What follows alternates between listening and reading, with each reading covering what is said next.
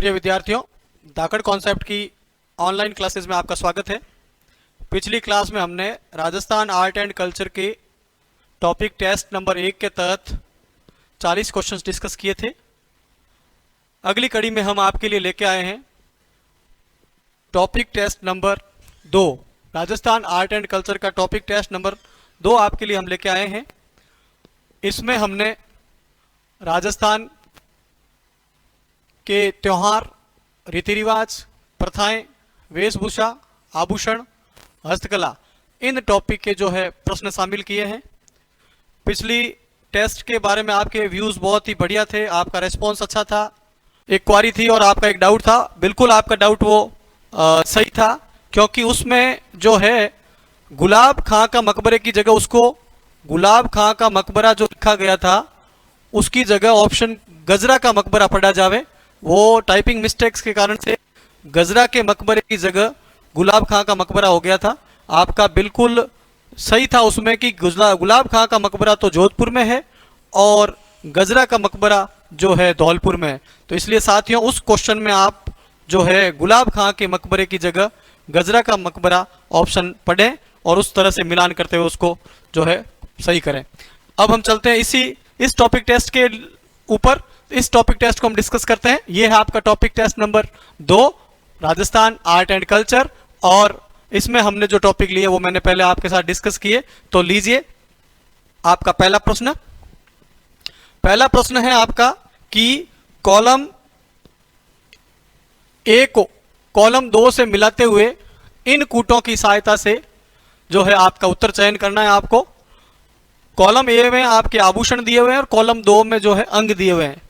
मित्रों, ये प्रश्न आभूषण टॉपिक में से आया है और बहुत सारी भर्तियों में आभूषण टॉपिक से सवाल पूछा जाता है, चाहे आरएस की भर्ती है, चाहे एसआई की भर्ती है, चाहे आपके जो है आपका जो भर्ती पटवारी की है।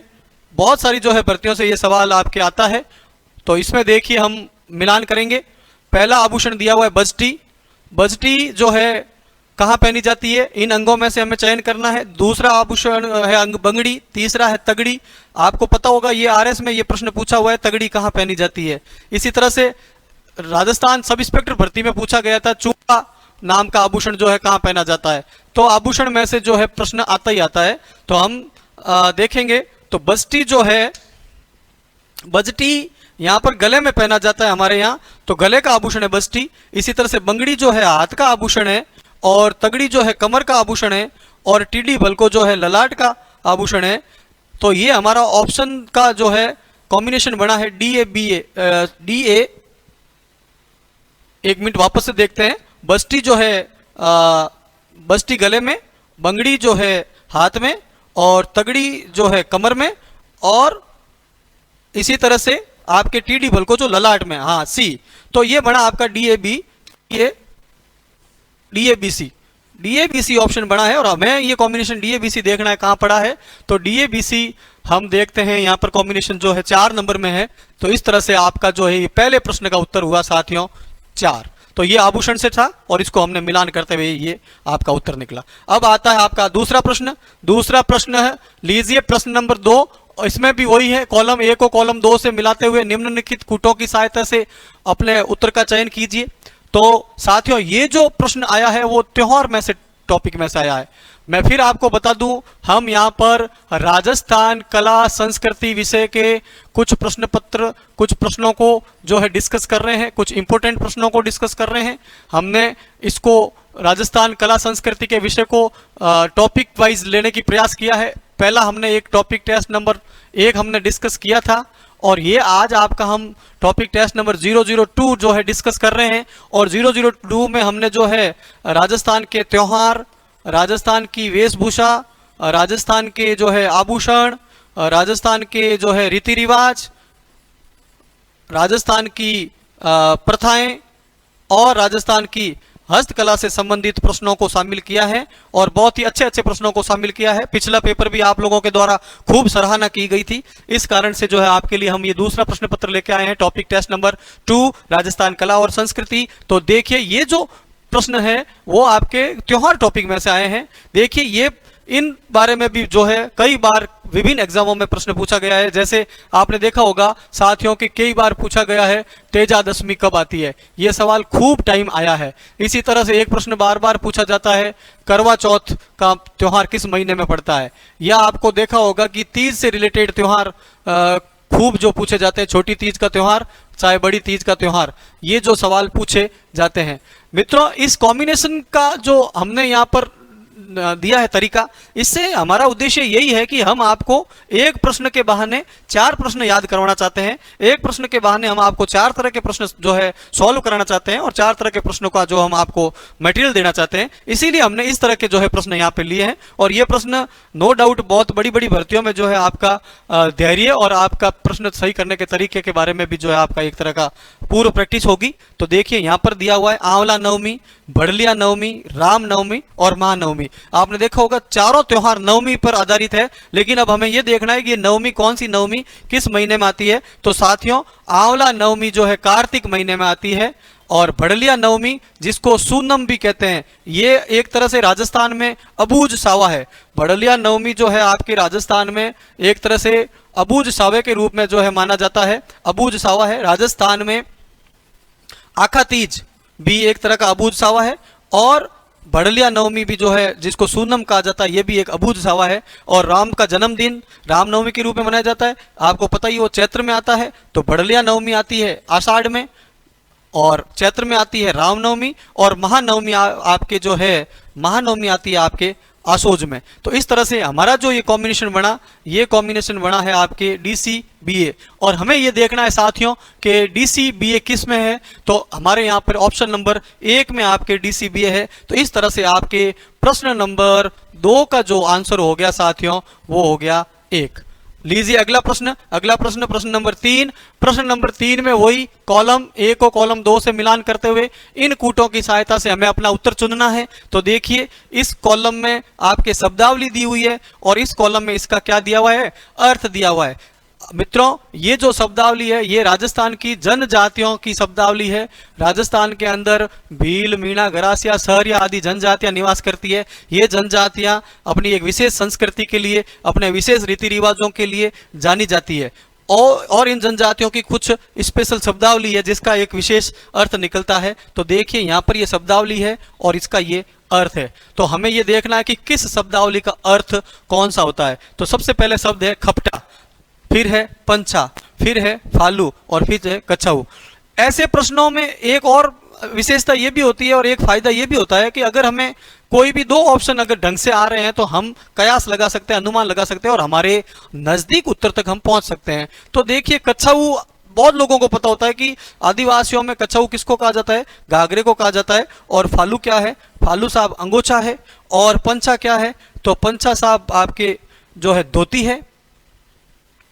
और खपटा क्या है साहब, साफा है। यानी कि आदिवासियों में साफे को जो है खपटा कहा जाता है, धोती को पंचा कहा जाता है, अंगोछे को फालू कहा जाता है और घाघरे को क्या है, कछाऊ कहा जाता है। खूब सारी शब्दावली आएगी, आपके आगे भी आएगी, जैसे खूसनी आएगा, फड़का आएगा, रेजा आएगा, इसी तरह से जो है ढेपड़ आएगा, ठीक है ना। तो यहाँ पर हमारा कॉम्बिनेशन बनता है DACB और हमें देखना है कि DACB जो है कहाँ पर है। तो DACB मित्रों ये रहा आपके 3 नंबर में। इस तरह से प्रश्न नंबर 3 का उत्तर आपके हो गया ऑप्शन नंबर 3।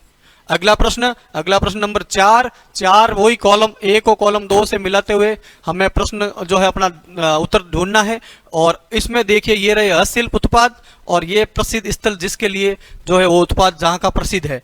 ये आपको जो है पता चल ही गया होगा साथियों कि ये जो प्रश्न आया है वो आया है हस्तकला टॉपिक में से। और हमारे यहाँ पे राजस्थान में जो है विभिन्न जगहें हस्तकला के लिए विख्यात है, प्रसिद्ध है और राजस्थान में बहुत सारी हस्तशिल्प उत्पाद पैदा होते हैं या तैयार किए जाते हैं। अब आपको पता लगाना है कि तारकसी के कार्य के लिए कौन सा फेमस है, चूंदड़ी कहाँ की फेमस है, मसूरिया साड़ी कहाँ की फेमस है और नमदा यानी छोटे गलीचे कहाँ के फेमस है।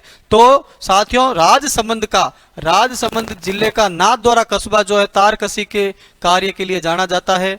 चूंदड़ी जिसको बंदेज भी कहते हैं, बंदेज जिसको चुंदड़ीगर लोग तैयार करते हैं, वो जो है चूंदड़ी आपके जो जोधपुर की फेमस है। तो तारकसी के लिए हो गया नाथद्वारा, चूंदड़ी के लिए हो गया आपके जोधपुर जो कि A में है, मसूरिया साड़ी, जिसको जो है कोटा डोरिया के नाम से भी फेमस है, कोटा डोरिया भी कहा जाता है, और मैसूरी सिल्क माफिक होने के कारण से इसको मसूरिया साड़ी भी कहते हैं। तो यहाँ पर कोटा का कस्बा कौन सा दिया हुआ है? कैथून, इसलिए यहाँ पर हमारा ऑप्शन हो गया बी। और नमदा जो कि मालपुरा में बनता है टोंक जिले के, इसलिए यहाँ पर ऑप्शन हो गया हमारा सी। तो ये आपका कॉम्बिनेशन बनता है यहाँ पे DABC। तो साथियों हमें ढूंढना है कि DABC आपके कहाँ पर है। तो DABC हमारे यहाँ पे दिया हुआ है 4 नंबर में ऑप्शन में। तो इस तरह से आपके प्रश्न नंबर 4 का उत्तर हो गया 4। प्रश्न नंबर 4 का उत्तर हो गया 4। अगला प्रश्न प्रश्न नंबर 5, वही कूटों की सहायता से सही विकल्प ढूंढना है। यही फिर सवाल आ गया त्योहार और उसका महीना। पिछले जो त्योहार थे वो हिंदू धर्म के अनुसार थे, और ये जो त्योहार है वो आपके इस्लाम धर्म के अनुसार त्योहार है। साथियों आपको पता ही होगा कि हिंदू धर्म में जो त्योहार आते हैं वो विक्रम संवत के महीनों के अकॉर्डिंग आते हैं।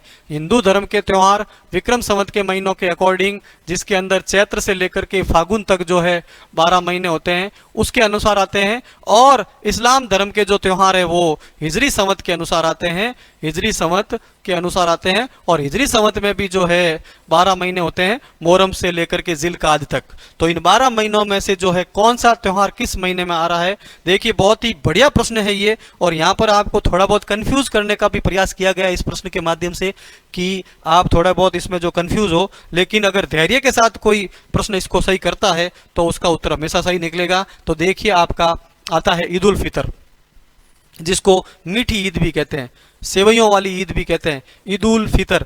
ईद उल फितर जो है साथियों हालांकि रमजान के लिए मनाया जाता है। रमजान एक पवित्र महीना है जिसमें रोजे रखे जाते हैं और ध्यान वगैरह इत्यादि जो है कार्य किए जाते हैं, ठीक है ना, ईश्वर का नाम लिया जाता है। लेकिन रमजान में रोजे रखे जाते हैं, लेकिन ईद उल फितर का जो त्योहार है, मीठी ईद का जो त्योहार है, वो सवाल महीने की तारीख में आता है। इसलिए यहाँ पे आपको कंफ्यूज नहीं होना, यो ना कि आप रमजान इसके लिए सामने कर दें, आपको महीना इसका क्या लिखना है साहब, सवाल लिखना है। 12 वफात जो है उसको ईद उल मिलादुल नबी भी कहते हैं, ये आपके रबीउल अव्वल महीने में आती है। ईद उल जुआ जो कि आपके बकर ईद के नाम से फेमस है, बकर ईद, ईद उल जुआ या बकर ईद, ये बिल्कुल जिलहिज महीने में आती है। और सब कद्र का त्योहार वो आपके किसमें, रमजान महीने में मनाया जाता है। ये देखिए एक छोटा सा चेंजिंग करके आपको इस तरह से कंफ्यूज किया गया है कि कहीं न कहीं आप ईद उल फितर के लिए रमजान ऑप्शन सही नहीं कर दें, इसलिए रमजान यहाँ पे सही नहीं है। रमजान का महीना समाप्त होने के बाद में सवाल महीने की पहली तारीख को जो है ईद उल फितर या मीठी ईद का त्योहार मनाया जाता है, और आपका यह कॉम्बिनेशन बनता है DBCA। तो साथियों हमें देखना है कि DBCA कहाँ पर है। DBCA पड़ा है आपके 2 नंबर में। इस तरह से आपका प्रश्न नंबर 5 का उत्तर हो गया। प्रश्न नंबर 5 का उत्तर क्या हो गया साथियों? प्रश्न नंबर 5 का उत्तर हो गया 2। अगला प्रश्न प्रश्न नंबर 6। प्रश्न नंबर 6 देखिए, आप दिए गए प्रश्नों में से ये देखिए तरीका चेंज हो गया, प्रश्नों का तरीका चेंज हो गया है, इसकी स्टाइल चेंज हो गई है। ये इसमें आ गया है आपको असुमेलित युग्म छांटना है, यानी कि इन 4 में से कोई भी 3 जो है सुमेलित है और एक क्या है साहब, असुमेलित है। उस एक असुमेलित को आपको इनमें से छांटना है, और आपको पता होगा कि ये जो प्रश्न आए हैं ये प्रश्न त्योहार टॉपिक में से आए हैं। ऐसे प्रश्नों को साथियों करने के लिए मैं आपको एक तरीका बताता हूं कि हमें असुमेलित छांटना है, तो आप पढ़ते रहिए ऑप्शन और उस पर देखते रहिए। तो गोरी तीज यानी गणगौर, गणगौर का ही एक दूसरा नाम है गोरी तीज। ईश्वर और गवर की जो सवारी निकलती है उसको कहते हैं गोरी तीज। चैत्र में आती है, बिल्कुल सही है, ये चैत्र महीने में आती है, बिल्कुल सही बात है। दूसरा है आखा तीज, अक्षय तृतीया, अबूझ सावे की अभी मैंने बात करी थी आपके सामने, वैशाख में आती है, बिल्कुल सही है। अगली जो है ऑप्शन है वो है रोटी तीज, और रोटी तीज क्या है साहब, श्रावण में आती है। अब बहुत सारे विद्यार्थी तो इस बात को लेकर के भी अचंभित हो गए होंगे कि ये तो कोई त्योहार ही नहीं होता है, ऐसे ही ऑप्शन दे दिया रोटी तीज, लेकिन नहीं होता है, रोटी तीज का त्योहार होता है, लेकिन साहब ये श्रावण में नहीं होता है, ये होता है भाद्रपद में। इसका मतलब ये जो ऑप्शन है वो असुमेलित है, यानी कि असुमेलित। ये अब आपने देख लिया, हमारा उत्तर मिल गया हम, लेकिन नहीं, हमें चौथे ऑप्शन पे भी जाना चाहिए, चौथा ऑप्शन भी देखना चाहिए। हमेशा हमें सारे ऑप्शन पढ़ने चाहिए, सारे ऑप्शनों पे हमें डिस्कस करना चाहिए। तो चौथा ऑप्शन है कजली तीज, जिसको आपको पता होगा, कजली तीज को सतुड़ी तीज भी कहते हैं, बड़ी तीज भी कहते हैं, बड़ी तीज भी कहते हैं, और वो आपके भाद्रपद महीने में आती है, बिल्कुल आती है साहब, सही ऑप्शन है ये। तो ये हो गया। अब कंफ्यूज बिल्कुल नहीं होना है। राइट हमने उसलिए लगाए हैं कि जो सुमेलित है, और क्रॉस हमने इसलिए लगाया जो कि असुमेलित है। आपका यहाँ पे जो ऑप्शन ये है वो 3 नंबर असुमेलित है, इसलिए प्रश्न नंबर 6 का जो उत्तर होगा आपके वो होगा ऑप्शन नंबर 3। अगला प्रश्न साथियों आपका प्रश्न नंबर 7 है आपके। ये देखिए वही असुमेलित छांटना है आपको, और ये हमारी राजस्थान की कुछ प्रथाएं हैं।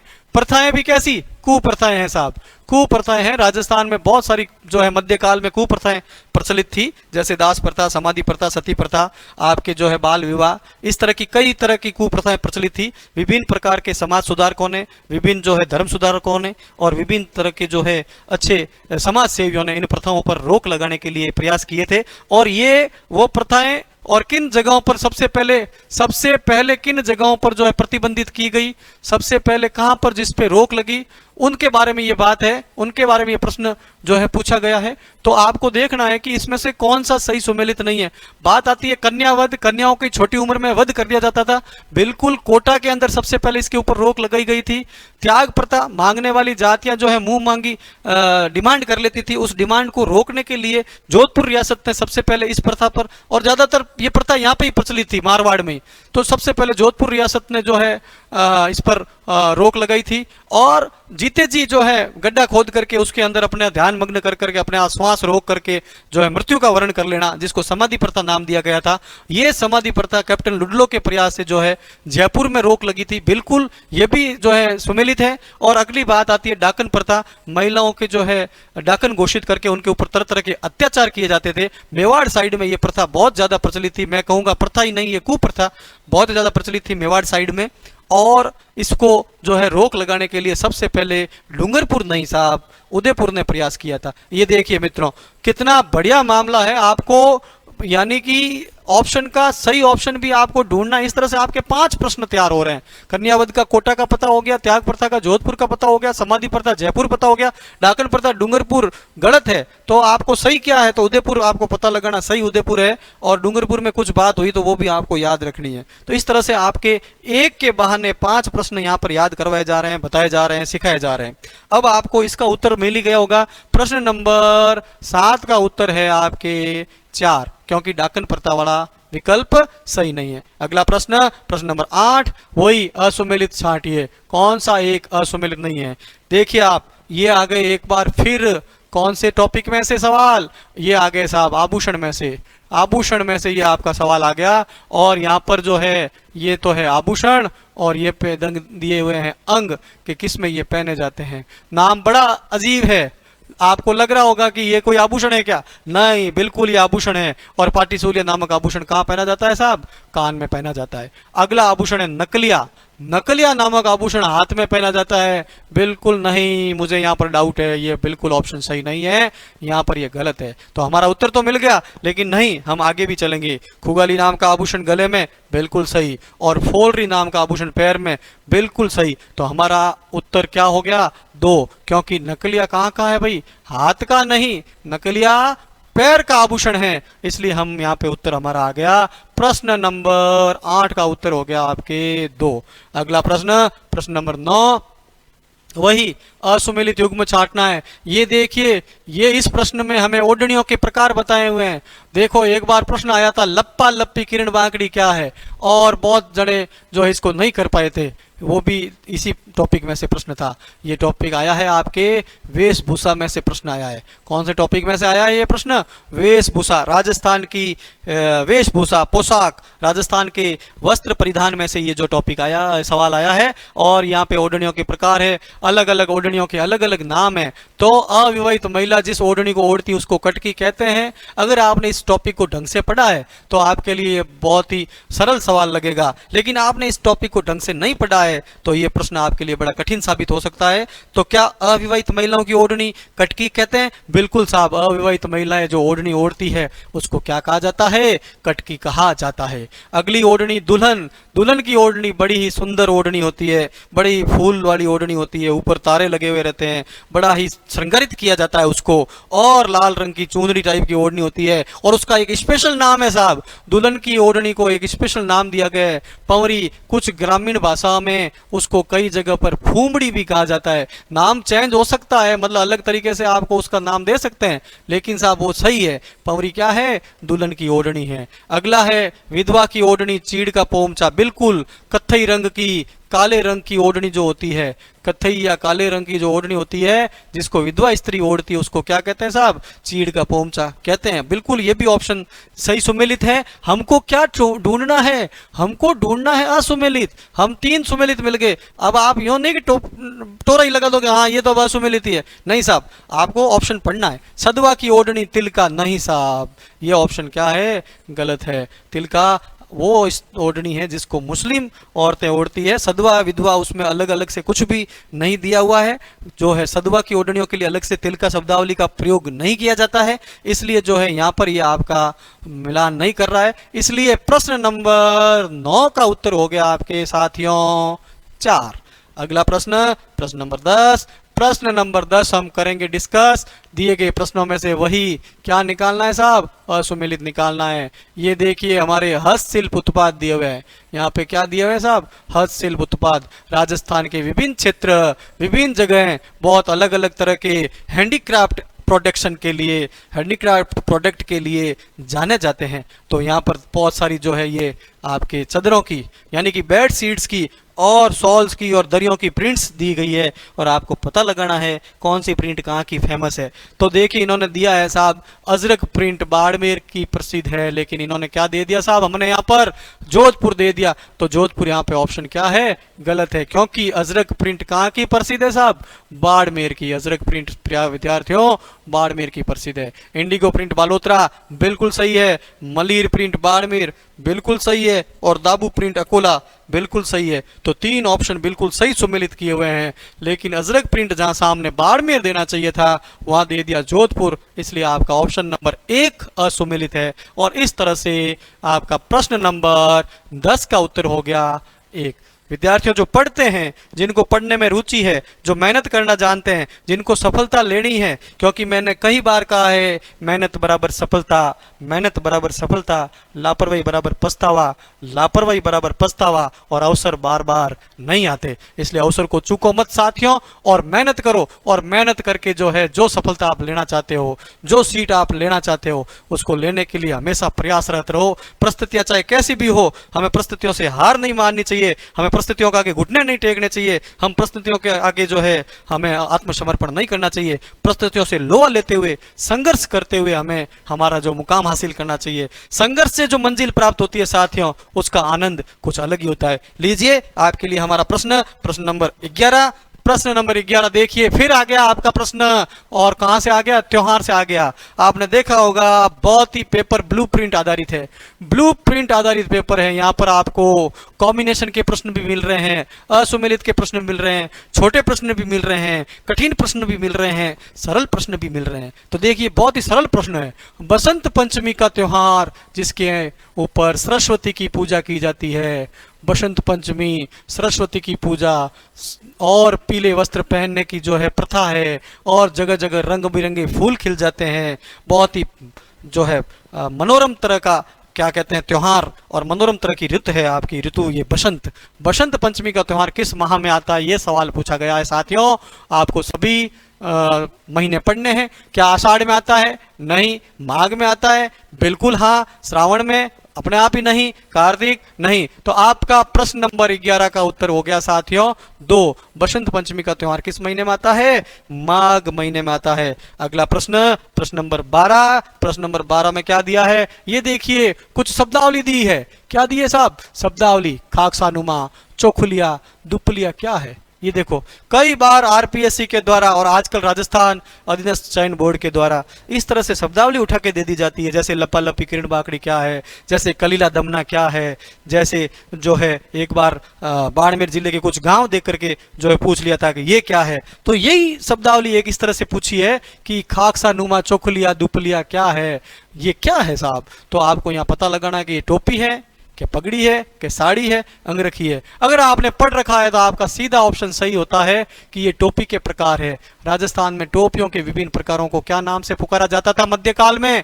ये खाकसा नुमा, चोखलिया, दुपलिया। तो प्रश्न नंबर 12 का उत्तर हो गया आपके 1। अगला प्रश्न, प्रश्न नंबर 13। प्रश्न नंबर 13, अगोटिया नामक आभूषण। ये लो, फिर आ गया प्रश्न आपका आभूषण टॉपिक में से। बहुत ही इंपॉर्टेंट टॉपिक है आभूषण, और हर भर्ती में एक प्रश्न जरूर पूछा जाता है, और राजस्थान की कला संस्कृति का बहुत ही खास टॉपिक है। और ज्यादातर बच्चे इसको क्या करते हैं, जो है इसको गलत कर देते हैं। इस प्रश्न को जो सही तरीके से सॉल्व नहीं करके आते हैं, क्योंकि उनको शब्दावली बहुत ही कंफ्यूजिंग लगती है। यहाँ पर भी ऐसा ही कुछ शब्दावली दी है, अगोटिया। कई बार इस अगोटिया के लिए ओगनिया वर्ड भी मिलता है, ओगनिया वर्ड मिलता है कई बार, और एरंग पत्ता भी कई बार शब्द मिलता है, एरंग पत्ता। एरंग पत्ता से आपको पता चल गया होगा कि ये जो आभूषण कहाँ का है साहब, ये आभूषण है कान का। तो अगोटिया नामक आभूषण शरीर के किस अंग में पहनते हैं? आपका उत्तर हो गया कान। प्रश्न नंबर 13 उत्तर हो गया आपका 2। प्रश्न नंबर 13 का उत्तर हो गया 2। अगला प्रश्न, प्रश्न नंबर 14। ये देखिए, ये कुछ शब्दावली फिर दे दी। चर भर, नार छारी, डाल कुदावनी क्या है?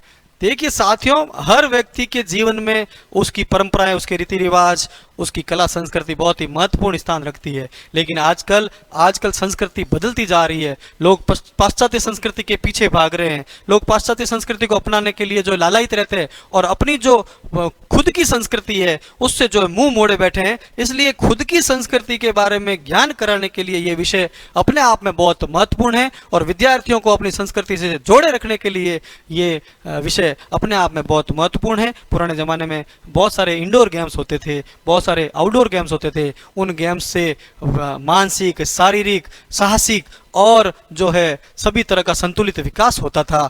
मालदड़ी इसी टाइप का एक गेम था, इसी तरह का गेम था गिल्ली डंडा। अब आजकल इस पबजी गेम के चक्कर में बच्चों का मानसिक, शारीरिक सभी तरह का विकास जो अवरुद्ध हुआ पड़ा है। तो देखिए साथियों, यहाँ पर ही इस तरह के कुछ ये खेल है जो हमारे प्राचीन समय में, हमारे मध्यकालीन समय में ग्रामीण अंचल के अंदर क्या क्या किए जाते थे, खेले जाते थे। तो आपने उत्तर पता कर ही लिया होगा, क्योंकि मैंने बातों ही बातों में आपको उत्तर का इशारा कर दिया है कि चर भर, नार छारी, डाल कुदावनी क्या है।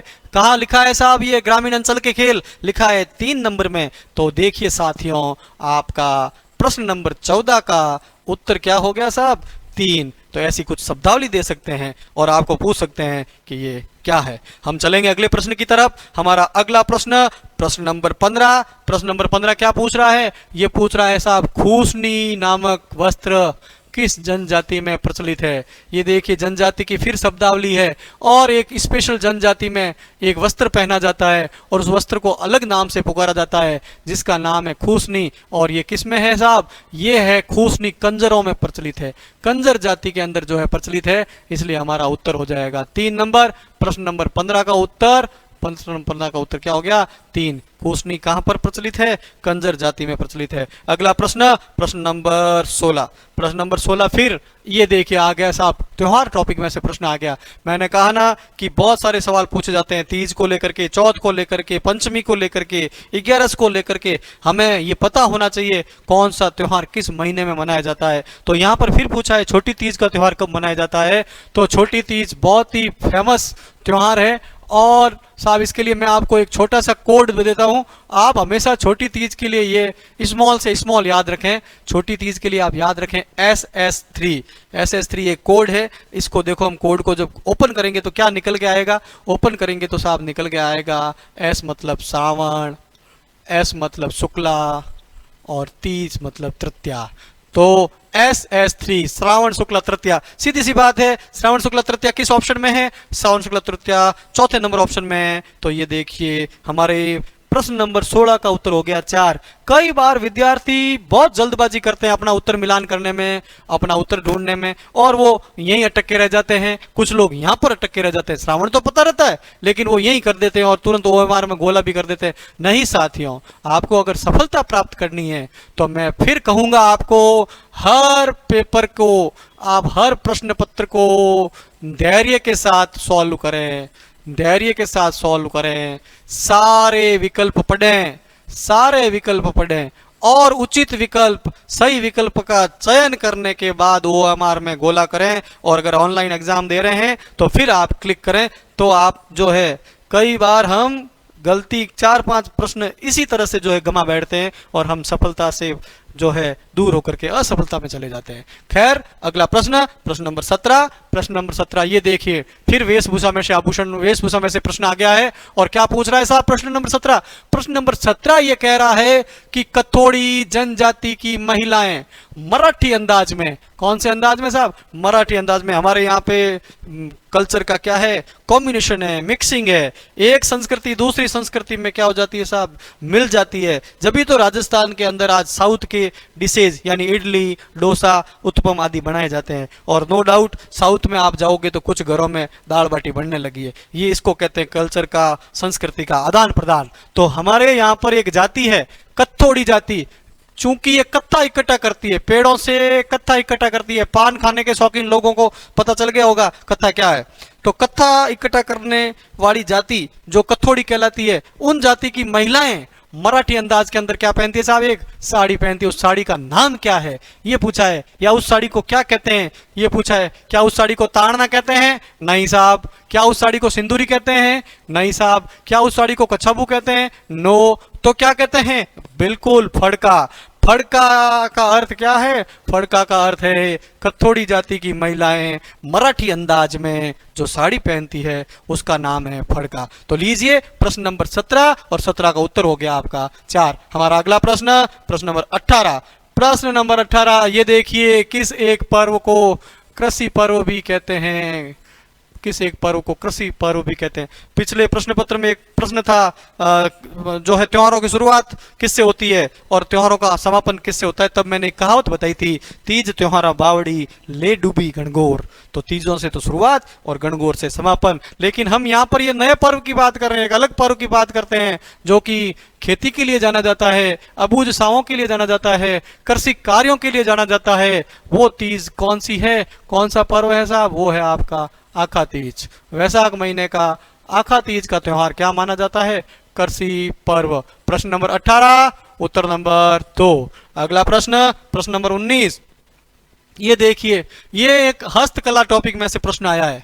ये जो प्रश्न है हस्तकला टॉपिक में से है, बहुत ही अच्छा प्रश्न है। हमारे यहाँ पर भित्ति चित्रांकन, भित्ति चित्रांकन की परंपरा है साहब। भित्ति चित्रांकन का मतलब है दीवारों पर जो चित्र उकेरे जाते हैं घरेलू सामग्री से। किससे? घरेलू सामग्री। यहाँ साहब कोई ऑयल पेंट जो है लेने नहीं जाते हैं, ना कोई तरह से जो है बाहर से जो हम कुछ करते हैं। घरेलू सामग्री हमारे पास जो भी है, जैसे क्या कुमकुम है हमारे पास, क्या है साहब? कुमकुम है हमारे पास, जो हल्दी है हमारे पास, जो क्या है आटा है हमारे पास, जो क्या है गोबर है। ऐसी कुछ घरेलू सामग्री, उससे हम क्या कर लेते हैं साहब? हम भित्ति चित्रांकन बना देते हैं। उन भित्ति चित्रांकन के अलग अलग नाम है ये। लेकिन हमको यहाँ क्या पूछा है? हमारे को प्रश्न नंबर 19 में पूछा है, कुंवारी कन्याएं अच्छे वर की कामना के लिए श्राद्ध पक्ष में कौन सी एक चित्रांकन की कला प्रयोग की जाती है? तो यहाँ पर आपके 3-4 प्रश्न सही हो गए, 3-4 प्रश्न आपको याद हो गए। जैसे अगर आपका इसका उत्तर ढूंढेंगे सबसे पहले तो इसका उत्तर आएगा सांझी। कुंवारी कन्याएं ये मेवाड़ क्षेत्र में बहुत ज्यादा प्रचलित है। श्राद्ध पक्ष के अंदर कुंवारी कन्याओं के द्वारा बनाया जाता है। और क्यों बनाया जाता है? अच्छे वर की कामना के लिए। किससे बनाया जाता है साहब? घरेलू सामग्री से बनाया जाता है। तो यहाँ पे 4-5 प्रश्न सही हो रहे हैं आपके। सबसे पहले तो सांझी कौन बनाते हैं? तो कुंवारी कन्याएं। सांझी किस पखवाड़े में बनती है? तो श्राद्ध पक्ष में। सांझी जो है कहाँ की फेमस है? तो मेवाड़ की। सांझी के बनाने के पीछे क्या जो है परंपरा रही है? तो क्या परंपरा रही है? अच्छे वर की कामना। तो इस तरह से आपका प्रश्न नंबर 19 का उत्तर क्या हो गया? 4 हो गया। हमारा अगला प्रश्न, प्रश्न नंबर 20। प्रश्न नंबर 20 देखिए, ये हमारे राजस्थान के रीति रिवाज टॉपिक में से प्रश्न लिया गया है। ये प्रश्न है आपका राजस्थान के रीति रिवाज टॉपिक में से। राजस्थान के रीति रिवाजों के अलग अलग नाम है, अलग अलग जो है उसकी पहचान है। और यहाँ पर आपको पूछा गया है नव आगंतुक वधू, यानी कि जिनका अभी अभी विवाह हुआ है और विवाह करके वर द्वारा जो वधू पहुंची है घर पर, उस वधू का परिचय करवाया जाता है घर की अन्य महिला सदस्यों के लिए। उस नव आगंतुक वधू का प्रथम परिचय, द फर्स्ट इंट्रोडक्शन क्या कहलाता है साथियों? वो आपको ढूंढना है। क्या ये बडार कहलाता है? अब अगर आपने ये टॉपिक अगर ढंग से पढ़ा है तो आपको सारी शब्दावली पता होगी कि इसका उत्तर बडार हो ही नहीं सकता। क्योंकि बडार क्या है? प्रीति भोज है। बडार क्या है?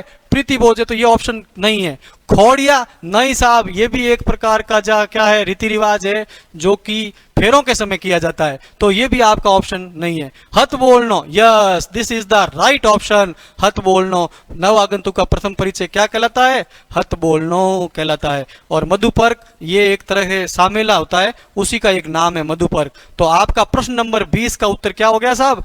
प्रश्न नंबर 20 का उत्तर हो गया 3। राजस्थान कला संस्कृति टॉपिक टेस्ट नंबर 002 में अब हम ले रहे हैं आपके सामने प्रश्न नंबर 21। प्रश्न नंबर 21 देखिए, प्रश्न नंबर 21 क्या कह रहा है? कॉलम ए को कॉलम 2 से सुमिलित कीजिए और अधोलिखित कूट की सहायता से उत्तर दीजिए। तो हमको इस कॉलम को इस कॉलम से सुमिलित करना है और उसके पश्चात यहां से हमको अपने उत्तर का चयन करना है। तो देखिए, ये जो प्रश्न है, ये प्रश्न साथियों आया है हस्तकला टॉपिक में से। जी हां, राजस्थान कला संस्कृति के हस्तकला टॉपिक में से ये प्रश्न आया है और ये प्रमुख हस्तशिल्प कलाएं हैं। और ये जो सामने है आपके, ये सामने प्रसिद्ध कलाकार के नाम दिए हुए हैं, प्रसिद्ध कलाकारों के नाम दिए हुए हैं और हमें इनको मिलान करना है कि कौन सा कलाकार किस कला से संबंधित है। तो देखिए, प्रतापगढ़ के अंदर एक प्रसिद्ध कला है थेवा कला, कांच पर सोने का सूक्ष्म चित्रांकन। जी हां, कांच पर सोने का सूक्ष्म चित्रांकन थेवा कला कहलाता है। और ये थेवा कला कहाँ की फेमस है साथियों? थेवा कला फेमस है आपके प्रतापगढ़ की। कहाँ की फेमस है? प्रतापगढ़ की। तो आपको यहाँ पे ये नहीं पूछा है कि कहाँ की फेमस है, आपको ये पूछा है कि थेवा कला संबंधित प्रसिद्ध कलाकार कौन सा है। तो साथियों, इसके सामने आएगा महेश सोनी। बिल्कुल, थेवा कला का प्रसिद्ध कलाकार है महेश सोनी। अगली कला है टेरिकोटा। टेरिकोटा, टेरिकोटा का तात्पर्य क्या हुआ? मृण मूर्तियां, यानी टेरिकोटा किसे कहेंगे? टेरिकोटा कहेंगे मिट्टी की मूर्तियां बनाना। मिट्टी से मूर्ति बनाने की कला जो है टेरिकोटा कहलाती है। और ये कला जो है आपके कहाँ की फेमस है?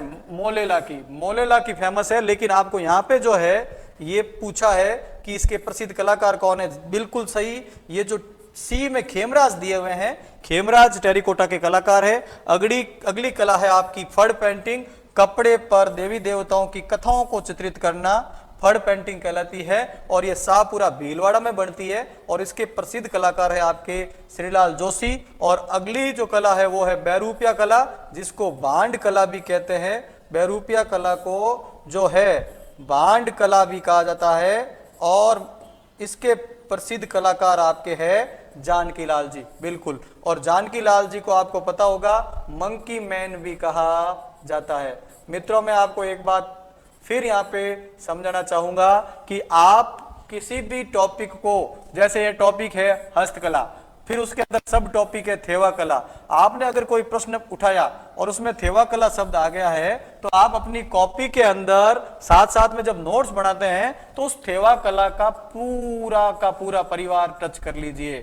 थेवा कला को पूरा परिवार टच करने का मतलब है कि इस थेवा कला का अर्थ क्या है, थेवा कला जो है प्रसिद्ध कहाँ की है, थेवा कला के अंदर जो है कौन कौन से कलाकार है, ये जो बातें हैं, इन सब बातों को अगर आप पूरा पढ़ेंगे, समझेंगे, लिखेंगे तो कभी भी अगर आपका प्रश्न थेवा कला से चाहे किसी भी एग्जाम में आएगा तो आपका प्रश्न का उत्तर सही निकलेगा। खैर, अपन यहाँ पे देखते हैं अपना कॉम्बिनेशन क्या बना। अपना कॉम्बिनेशन बना साथियों DCBA। क्या बना? DCBA। और DCBA कहां पर है हमें देखना है, तो DCBA हमारे यहाँ पर है 2 नंबर में। तो इस तरह से आपके प्रश्न नंबर 21 का उत्तर क्या हो गया साथियों? 2। हमारा अगला प्रश्न नंबर 22। प्रश्न नंबर 22 में भी वही कॉलम ए को कॉलम 2 से मिलाते हुए अधोलिखित कूटों की सहायता से उत्तर दीजिए। ये देखिए साहब, ये सवाल आया है आपके त्योहारों में से। कहां से आया है? राजस्थान के प्रसिद्ध त्योहार में से आया है। और त्योहार हमारे यहाँ पर जो है, हमारे यहाँ पर त्योहार, हिंदुओं के जो त्योहार है वो आपको पता होगा। हिंदुओं के त्योहार चैत्र माह से लेकर के फागुन माह तक के बीच में मनाए जाते हैं। और आपको पता होगा हर महीना 2 15-15 दिन के पखवाड़ों में बटा हुआ है। हर महीना 2 15-15 दिन के पखवाड़ों में बटा हुआ है। और पहला पखवाड़ा आपके कृष्ण पक्ष कहलाता है। कौन सा पक्ष कहलाता है?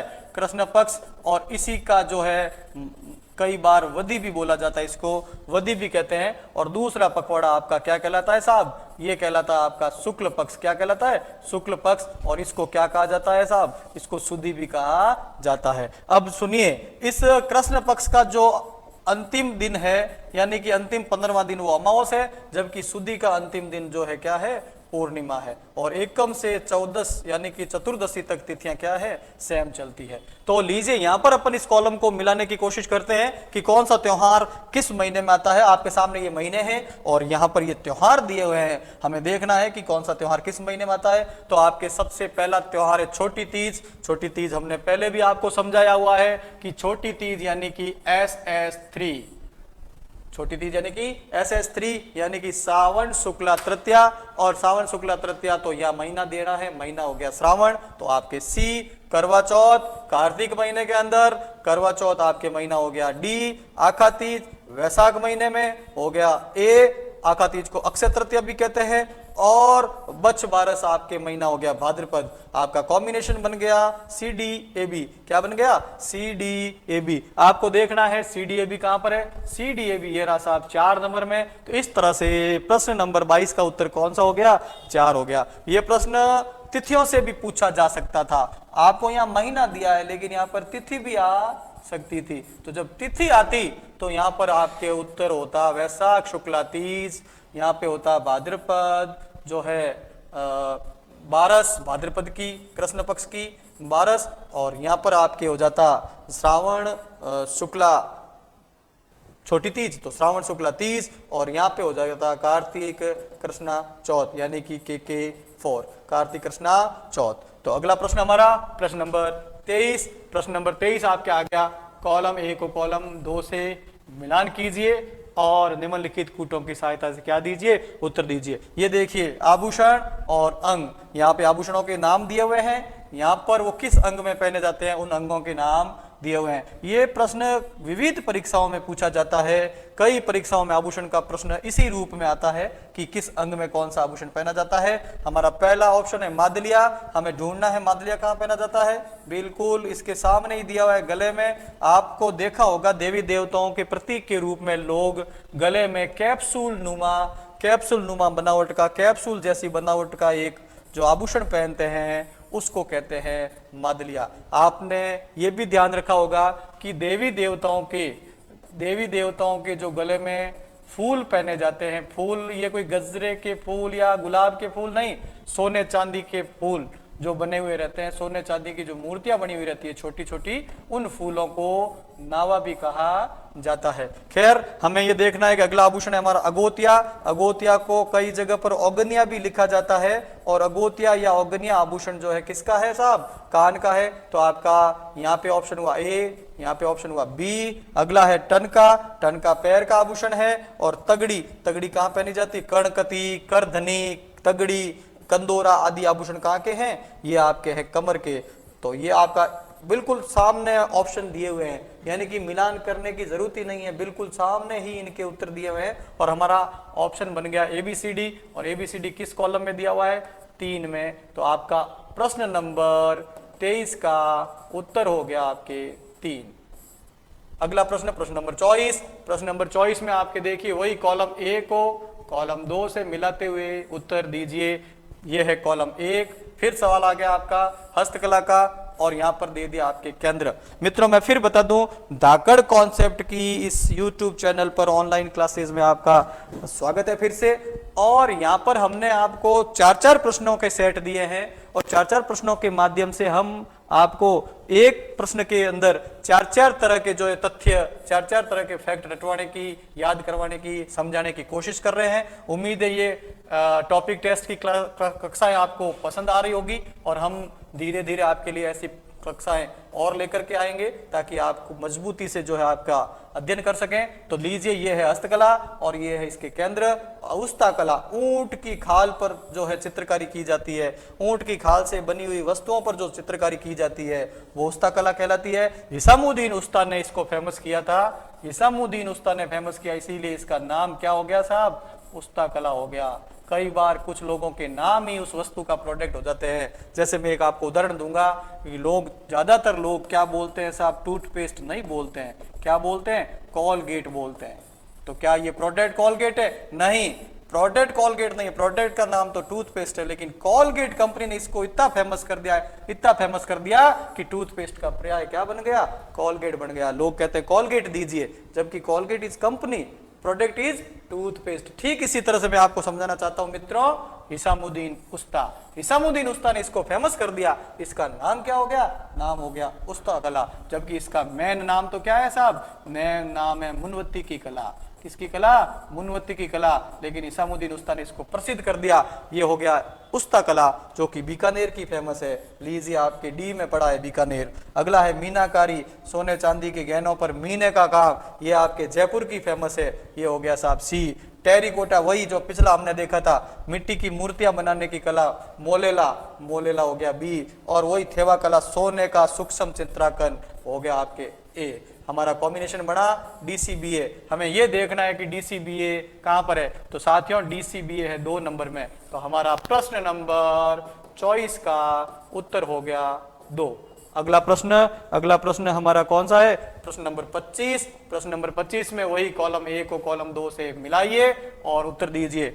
लोकगीत, लीजिए साहब, एक नया, बिल्कुल नए चैप्टर से जो है प्रश्न आ गया है, और किस अवसर पर जो है गाया जाता है। यहाँ पर हमने त्योहारों के संदर्भ में ही लिया है, इसलिए जो है लोकगीत कौन सा किस अवसर पर गाते हैं। तो पहला गीत है जच्चा, जच्चा जिसको होलार गीत भी कहते हैं, होलर गीत भी कहते हैं। बच्चे के जन्म पर गाए जाने वाले गीत कौन से हैं साहब?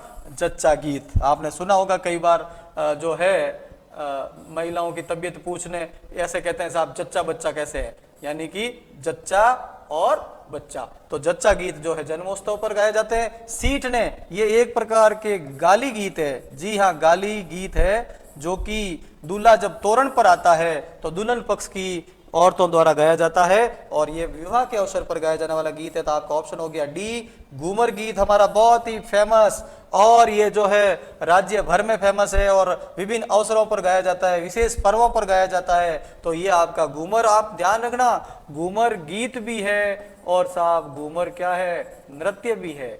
घूमर नृत्य भी है और घूमर क्या है? गीत भी है। और घूमर नाम से हमारे आरटीडीसी की क्या है साहब? होटल भी है। तो विभिन्न जगहों पर घूमर वर्ड जो है प्रयुक्त किया जाता है। तो घूमर हमारे विशेष पर्वों पर गाया जाने वाला क्या है साहब? गीत है। और हरजस, जी हाँ, भक्ति गीत, हरजस की क्या है? भक्ति गीत है। तो भक्ति गीत जो है किस अवसर पर गाए जाते हैं? राती जोगे के अवसर पर। किस अवसर पर? राती जोगे के अवसर पर। क्या है राती जोगा? महिलाओं द्वारा रात्रि जागरण, महिलाएं जो रात का जागरण देती है।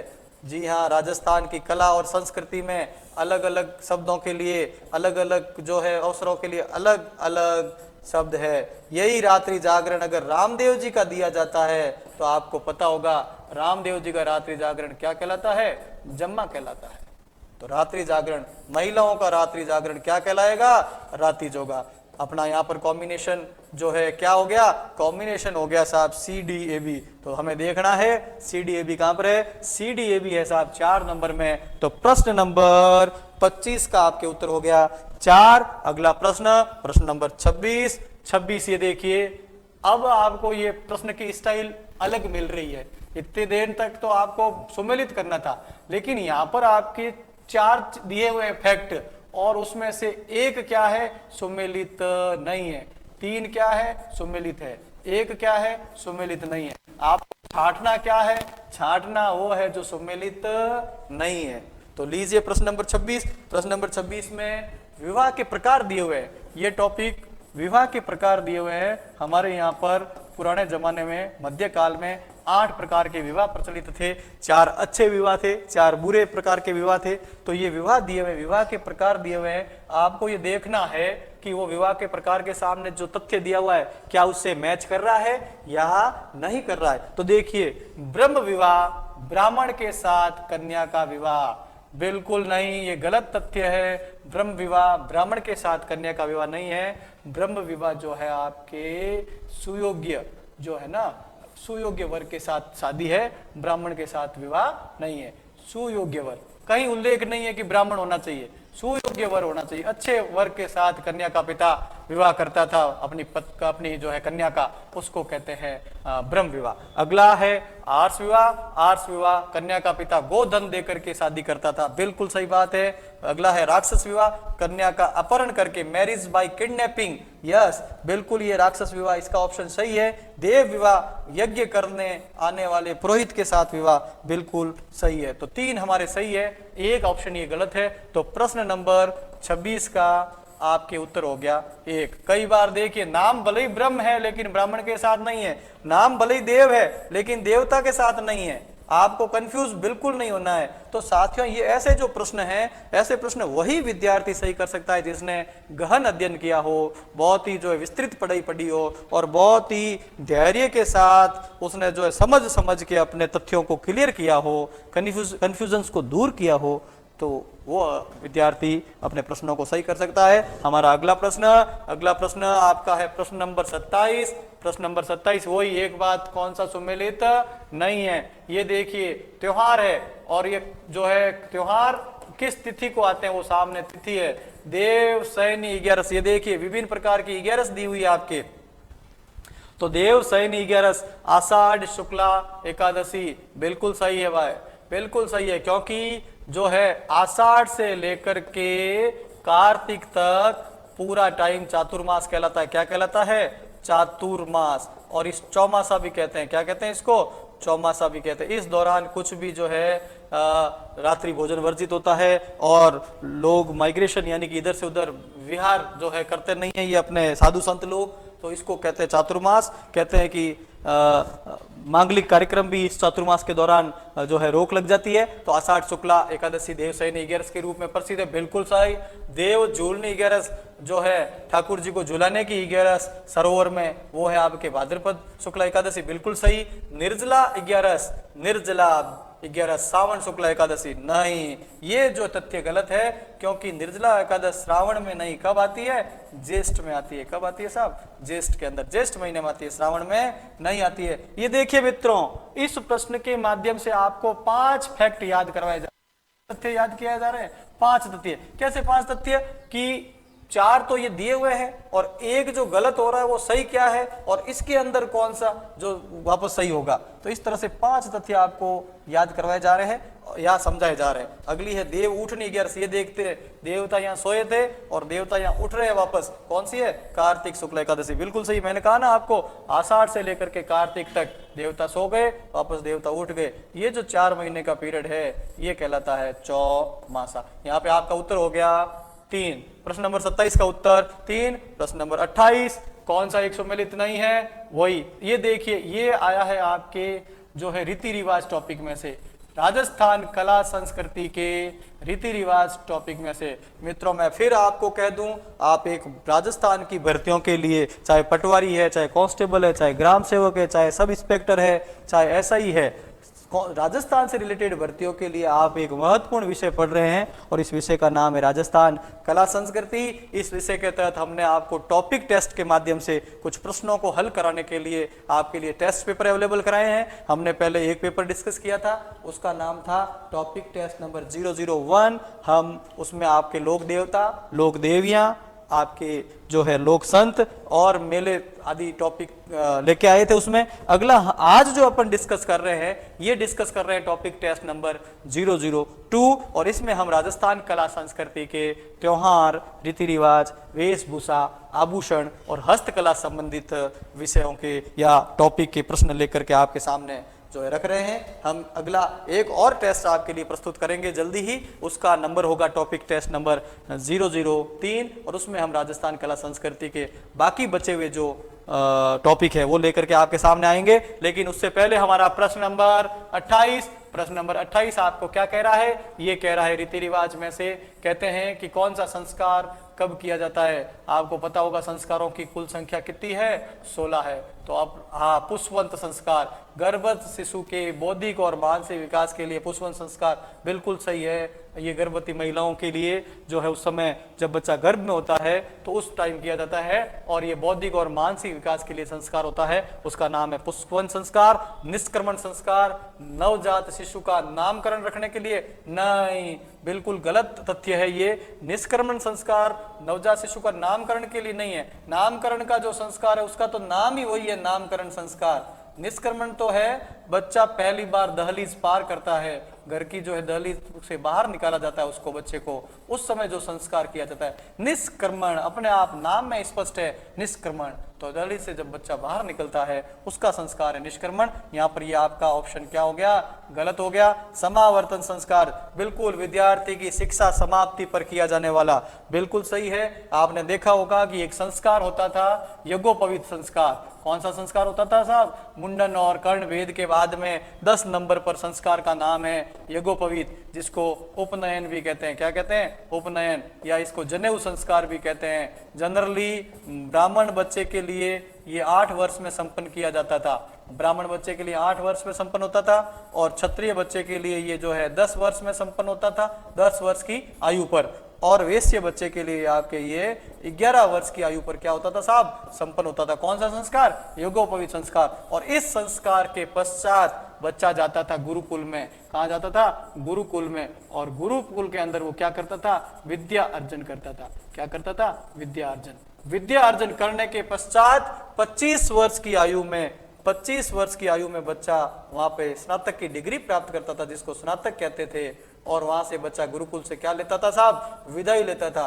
तो साथियों, जब विदाई लेता था तो जो संस्कार किया जाता था उसका नाम है क्या? समावर्तन संस्कार। समावर्तन, वापस लौट चले। अगला संस्कार पाणी ग्रहण। पाणी का मतलब होता है हाथ। हाथ को ग्रहण करवा करके कन्याओं को जो है फेरे करवाए जाते हैं। तो बिल्कुल ये ब्रह्मचार्य से अगला आश्रम, ब्रह्मचार्य से ग्रस्त आश्रम में प्रवेश करने का संस्कार है। बिल्कुल सही है, बिल्कुल सही है, लेकिन 2 नंबर ऑप्शन ये सही नहीं है। तो साथियों, आपने देखा प्रश्न नंबर 28 का उत्तर हो गया आपके 2।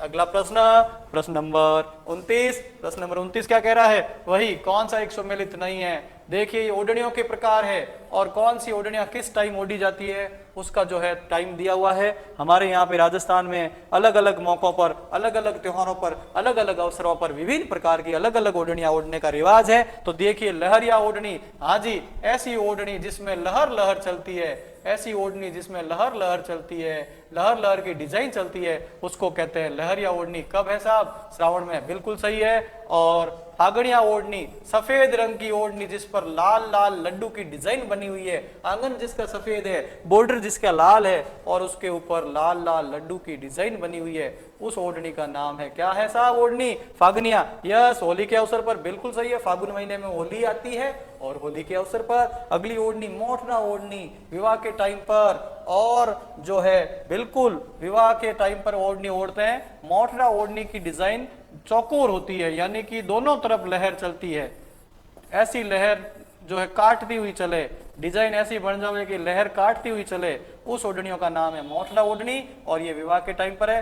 पोमचा ओढ़नी, पीले रंग की ओढ़नी को पोमचा ओढ़नी कहते हैं, लेकिन ये दीपावली पर नहीं है साहब। मित्रों, ये ओढ़नी सद प्रसूता को, जिस लेडीज ने जो है अभी अभी बच्चों को जन्म दिया है, तो उस जो है सद प्रसूता को जो नामकरण संस्कार के समय जो ओढ़नी ओढ़ाई जाती है, और पीले रंग की जो ओढ़नी होती है, उसको कहते हैं पोमचा ओढ़नी। और यह है दीपावली के अवसर पर नहीं, जो है नामकरण संस्कार पर। इसलिए ये ऑप्शन हो गया गलत। तो प्रश्न नंबर 29 का उत्तर हो गया आपके 4। अगला प्रश्न, प्रश्न नंबर 30, कौन सा एक सम्मिलित नहीं है? ये देखिए, हस्तकला में से आया है ये टॉपिक का प्रश्न, और इस कला के अंदर कौन सी कला की सही परिभाषा दी हुई है वो हमको जो है पहचानना है। तो तुड़िया हस्तशिल्प, तुड़िया हस्तशिल्प नकली आभूषण बनाने की कला, बिल्कुल सही है। जो है तुड़िया हस्तशिल्प नकली आभूषण बनाने की कला। चट्टापट्टी, कपड़े पर जरदोजी का काम, नहीं, कपड़े पर जरदोजी का काम तो क्या कहलाता है? कल्ला बत्तू कहलाता है। क्या कहलाता है? कल्ला बत्तू, यानी कसीदाकारी। लेकिन चट्टापट्टी जो क्या है? चट्टापट्टी है एक कपड़े को काट कर, एक कपड़े को काट कर, एक कपड़े को जो है काट कर दूसरे पर टांकना, दूसरे पर टांकने की जो कला है वो कहलाती है चट्टापटी। तो ये आपका ये तथ्य गलत है। तार कसी बिल्कुल चांदी के आभूषण बनाने की कला, और थेवा कला कांच पर सोने का सूक्ष्म चित्रांकन। देखिए बार बार ये कला आ रही है आपके प्रश्नों में, इसका मतलब बहुत ही प्रसिद्ध कला है, महत्वपूर्ण कला है। और आपके थेवा कला संबंधित सारे तथ्य क्लियर हो गए होंगे मित्रों, क्योंकि हमने एक प्रश्न में पूछा कि थेवा कला कहाँ की है, तो आपने उत्तर बताया प्रतापगढ़। एक हमने पूछा थेवा कला के प्रसिद्ध कलाकार कौन से, तो आपने कहा महेश सोनी। और एक हम आपको बता रहे हैं ये थेवा कला है क्या, तो ये रही साहब कांच पर सोने का सूक्ष्म चित्रांकन। तो लीजिए आपका यहां पर जो प्रश्न नंबर 30 है, प्रश्न नंबर 30 का उत्तर आपके क्या है, 2 है, क्योंकि ये सही तथ्य नहीं है। अगला प्रश्न, प्रश्न नंबर 31। देखिए साहब निम्नलिखित में से सुमेलित युग्म को छांटिए। और देखिए आप ये प्रश्न बड़ा कर दिया गया है, केवल यही सुमेलित नहीं करना है, यहां नहीं छांटना है, आपको जो है आपको यहां छांटना है। कहां छांटना है, यहां छांटना है। तो हम कोशिश करते हैं। देखिए तो ऐसे प्रश्नों को कैसे करना है मैं आपको बता रहा हूं। तो देखिए ऐसे प्रश्नों को इस तरह से करिए। हमको क्या छांटना है, सुमेलित। तो दरिया, बर और ब्यावर, बिल्कुल गलत बात है। बर और ब्यावर की राजस्थान में दरिया फेमस नहीं है। दरिया हमारे यहाँ पर जोधपुर की जगह, सालावास की, नागौर की जगह, टाकला की, ये जो दरिया फेमस है, बर ब्यावर की नहीं है। खेसला, यस, जालोर के लेटा गांव का खेसला फेमस है, तो खेसला सही हो गया। नमदा मोलेला का, नहीं साहब, मोलेला की तो टेरिकोटा कला है, नमदा मोलेला का नहीं है। नमदा तो जो है मालपुरा टोंक का फेमस है, तो यहाँ पे ये भी गलत है। और पट्टू जैसलमेर, बिल्कुल एक कंबल का प्रकार है पट्टू, और जैसलमेर का प्रसिद्ध है, बिल्कुल सही है। अब आपको क्या पूछा है, सुमेलित युग्म कौन से, तो सुमेलित युग्म आपके हो गए 2 और 4। अब आपको देखना है कि 2 और 4 कहां पर है, ये देखिए साहब केवल 2 और 4। तो आपका उत्तर हो गया, प्रश्न 31 का उत्तर हो गया 1। देखा आपने साथियों, ये जो है प्रश्न बड़ा प्रश्न था और विविधता लिए हुए प्रश्न था, लेकिन मैंने आपको बहुत ही आसान तरीके से एक बहुत ही इजी गोइंग मेथड बताया किस तरह से ऐसे प्रश्नों को हल करना चाहिए। उम्मीद है आपको यह पसंद आया होगा। अगला प्रश्न, प्रश्न नंबर 32। प्रश्न नंबर 32 भी इसी टाइप का है। कौन सा सुमेलित है, दमड़ा, हाथ की अंगुलियों का आभूषण, बिल्कुल सही है। नकलिया, पैर की अंगुलियों का आभूषण, बिल्कुल सही है। बजटी, गले का आभूषण, बिल्कुल सही है। मेमंद, सिर का आभूषण, बिल्कुल सही है। बोर, बोरला, बोरिया, टीकड़ा, मेमंद, ये सिर पर धारण करने वाले आभूषण है, तो मेमंद यहाँ पर बिल्कुल सही है। 2-3 अंगुलियों में साथ पहनते हैं, वो नकलिया है। 2-3 अंगुलियों में साथ पहनते हैं हाथों में, वो है दमड़ा है। बिल्कुल यहाँ पे चारों ऑप्शन सही है। तो आप यहाँ पे ढूंढिए अब, ये नहीं जी, ये नहीं जी, ये नहीं जी, उपयुक्त चारों बिल्कुल सही, उपयुक्त चारों ऑप्शन सही है। प्रश्न नंबर 32 उत्तर हो गया आपके 4। अगला प्रश्न, प्रश्न नंबर 33। ये देखिए कूट की सहायता से, ये कूट आ गए यहाँ पे, आपने देखा होगा हमने प्रश्नों को ब्लूप्रिंट आधारित विविधता भरे प्रश्न लिए हमने कहीं सुमेलित के लिए, तो हमने कहीं कथनों के लिए, तो कहीं पर हमने ये कहा कि कौन सा जो है सत्य है, कौन सा सुमेलित है, और यहाँ पर हमने यहीं पर ऑप्शन दे दिया। देखिए इस तरह से हम आपको प्रश्न पत्र की पूर्व तैयारी करा रहे हैं, पूरे अभ्यास करा रहे हैं। पूरा अभ्यास से आप जो है बहुत ही मजबूत बनेंगे। ये भील स्त्री का लहंगा, अब आप देखो इसको कैसे करोगे तो भील स्त्री का लहंगा क्या कहलाता है, खूसनी, नहीं जी, वो कहलाता है कच्छाबू, तो ये हो गया डी। सहरिया पुरुष की धोती, सहरिया पुरुष की धोती क्या कहलाएगी, पंछा, तो ये हो गया सी। आपकी कथोड़ी स्त्री की साड़ी इसमें से क्या कहलाती है, तो ये हो गया फड़का, बिल्कुल बी। और कंजर महिला की पोशाक क्या कहलाती है, खूसनी, तो ये हो गया ए। अब आपको ढूंढना है कि ये इस तरह से कॉम्बिनेशन ढूंढना है। आपको क्या ढूंढना है मित्रों, इस तरह का कॉम्बिनेशन ढूंढना है, और आप इस तरह का कॉम्बिनेशन ढूंढ लेंगे, बिल्कुल मुझे उम्मीद है आप ढूंढ लेंगे। देखिए DCBA कहाँ पड़ा है, तो ये रहा साहब, 1D, 2C, 3B, 4A, तो आपका उत्तर हो गया 4। प्रश्न नंबर 33 का उत्तर आपके हो गया 4। अगला प्रश्न, प्रश्न नंबर 34। प्रश्न नंबर 34 क्या कह रहा है, प्रश्न नंबर 34 कह रहा है कि उन कथनों को पहचान कीजिए जो कि असत्य नहीं है। ये देखिए बहुत ही घुमा दिया गया इस प्रश्न को, असत्य नहीं है, इसका मतलब हमें क्या छांटना है, सत्य छांटना है। तो सत्य हम कैसे छांटेंगे, देखिए लहर भात, कैरी भात, ज्वार भात, ओढ़नियां आदिवासी महिलाओं द्वारा ओढ़ी जाती है, बिल्कुल सही। उदेसाई, अटपटी, खंजरसाई, शाहजहानी, ब्रिचेस के प्रकार है, नहीं, ये ब्रिचेस के प्रकार नहीं है, ये किसके प्रकार है साहब, पगड़ियों के यानी कि पाग के यानी कि साफे के प्रकार है। किसके प्रकार है? पगड़ियों के प्रकार है। तो यहाँ पर यह तथ्य आपका क्या है? गलत है। मदील नामक पगड़ी दशहरे पर पहनी जाती थी, बिल्कुल सही। और लप्पा लप्पी किरण बांकड़ी गोटे के प्रकार है, बिल्कुल सही। अब ये कह रहे हैं उन कथनों की पहचान कीजिए जो कि असत्य नहीं था अर्थात सत्य है। तो सत्य कथन है आपके 1, 3, 4। अगर यही प्रश्न यहां पूछा जाता उन कथनों की पहचान कीजिए जो कि असत्य है, तो आपका उत्तर होता 2। लेकिन हमें जो है हमें ढूंढना है सत्य। तो 1, 3, 4। अब 1, 3, 4 कहां पर पढ़े? ये रहे साहब, कथन नंबर ऑप्शन नंबर 3 में है 1, 3, 4। आपका उत्तर हो गया 34 प्रश्न का उत्तर हो गया 3। कौन सा हो गया? 3। आपने देखा होगा यहां पर हमने आपको 5 फैक्ट याद करवाने की कोशिश की और आप देखिए बहुत बड़ी बड़ी लाइनों में ये प्रश्न पूछा है, तो आपको याद हो जाएगा अपने आप ही कि उदयशाही, अटपटी, खंजरशाही पगड़ियों के प्रकार है। मदील नामक पगड़ी कब पहनी जाती थी? दशहरे पर पहनी जाती थी। आपका प्रश्न ये छोटे रूप में अगर घूम के आवे तो ऐसे भी आ सकता है।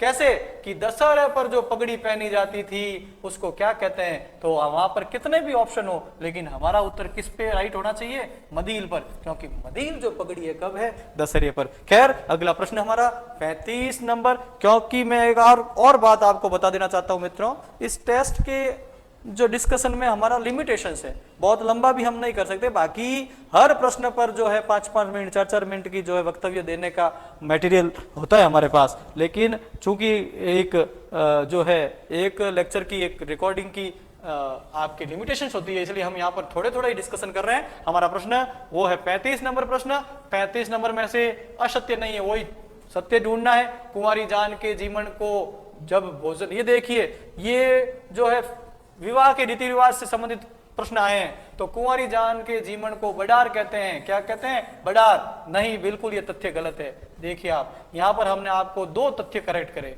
2 तथ्य हम सही करवा रहे हैं आपके। पहला तो हम आपको बता रहे हैं कि कुंवारी जान के जीवन को क्या कहते हैं। तो याद रखना मित्रों, कुंवारी जान का जीवन जेवनवार यानी कि फेरों से पहले जो भोजन दिया जाता है बारात को, उसको जेवनवार कहते हैं, बडार नहीं कहते। अब आपका अगला प्रश्न ये होगा, तो बडार किसको कहते हैं? तो मित्रों जब विवाह संपन्न हो जाता है और जो है वर पक्ष की तरफ से जब एक आशीर्वाद समारोह या जिसको कहते हैं प्रीति भोज आयोजित किया जाता है, एक रिसेप्शन आयोजित किया जाता है, जो है उसको क्या कहते हैं? आपके बडार कहते हैं। प्रीति भोज जो है विवाह पक्ष की तरफ से जो है, 1 मिनट वापस बता देता हूं मैं आपको। बडार जो है वर पक्ष की तरफ से विवाह के पश्चात दिया जाने वाला प्रीति भोज, रिसेप्शन जो है, ये क्या कहलाता है? बडार। तो आपके 2 फैक्ट क्लियर हुए, व्हाट इज द जेवनवार और व्हाट इज बडार। अगला, खैर हमारा एक यहाँ पे गलत हो गया। अब आप अपने को ढूंढना यहाँ है, यहाँ पे ढूंढना, इसलिए आप यहाँ ये नहीं कि हमारा उत्तर 1 हो गया, नो। आगे चलिए, आप आगे देखिए। वधु पक्ष द्वारा वर पक्ष से मिलन या स्वागत करना सामेला कहलाता है। बिल्कुल सही बात है। सामेला को मधुपर्क भी कहते हैं, कई लोग सामेला को वेलकम भी कहते हैं, कई लोग सामेला को मिलनी भी कहते हैं। वर जब पक्ष की बारात जब वधु पक्ष के गांव पहुंचती है तो वहां पे जो है सामूहिक स्थल पर मिलनी होती है, आपस में वेलकम होता है, that is called Samela. Yes right. अगला, कामण गीत फेरों के समय गाए जाते हैं। बिल्कुल सही। विदाई के समय वधु के साथ जाने वाली लड़की औलंदी कहलाती है। बिल्कुल सही। तो इस तरह से आपको वो ढूंढने जो कि सत्य है, असत्य नहीं है। तो सत्य में आपके आ जाएगा 2, 3, 4। कहां पर है साथियों 2, 3, 4? ये रहा 2 नंबर में। तो आपका उत्तर क्या हो गया साहब? 35 नंबर प्रश्न का उत्तर हो गया 2। छोटा सवाल अगर पूछेंगे तो ऐसे भी पूछ सकते हैं, औलंदी से आपका क्या तात्पर्य है? तो आप क्या कहोगे?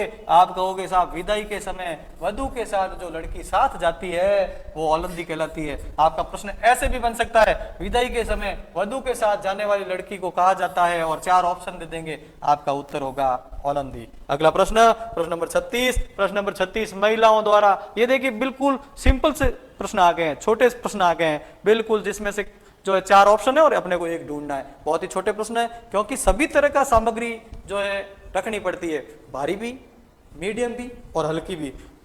तो महिलाओं द्वारा राति जोगा की समाप्ति पर जो है सुबह जल्दी गाए जाने वाला लोकगीत कौन सा है? गायडमल नहीं, रतन राणो नहीं, सियाड़ो नहीं, कुकड़लो। यस, कुकड़लो जो है, ये जो गीत है आपके महिलाएं जिसको कुकड़ी का गीत भी कहते हैं, ये एक बार आरएस के अंदर प्री में प्रश्न पूछा हुआ है, कुकड़लो क्या है, या महिलाओं द्वारा गीत गाया जाता है वो कौन सा है, कुकड़ी का गीत या कुकड़लो। तो आपका उत्तर यहाँ पर कौन सा हो गया, प्रश्न नंबर 36 का उत्तर हो गया आपके 4। कौन सा हो गया, 4। अब साथियों आपका एक काम और बढ़ गया है, आपको यह भी पता होना चाहिए गायडमल गीत क्या है, रतन राणो गीत क्या है, सियाड़ो गीत क्या है। अगर आप इस तरह से क्रॉस स्टडी करते हैं तो आपकी मेहनत का कोई जवाब नहीं। अगला प्रश्न आपका प्रश्न नंबर 37। लीजिए आपके सामने प्रश्न नंबर 37। यहाँ कुछ शब्द दे दिए हैं और ये पूछ रहे हैं कि ये शब्द किससे संबंधित है, जैसे सीकला, झेरना, नेत्रा, गिड़गिड़ी, ये जो है किससे संबंधित है। जैसे एक बार प्रश्न आया था मित्रों, आपने देखा होगा, लप्पा लप्पी किरण माकड़ी क्या है, लप्पा लप्पी किरण माकड़ी क्या है। मित्रों मैं साफ बता दूं आपको कि उन दिनों में इस प्रश्न को बहुत ही कम विद्यार्थी हल कर पाए थे, हालांकि बाद में तो बहुत सारी गाइडों में इसका उत्तर मिलने लग गया, तो अब तो हर एक को आता है कि गोटे के प्रकार है।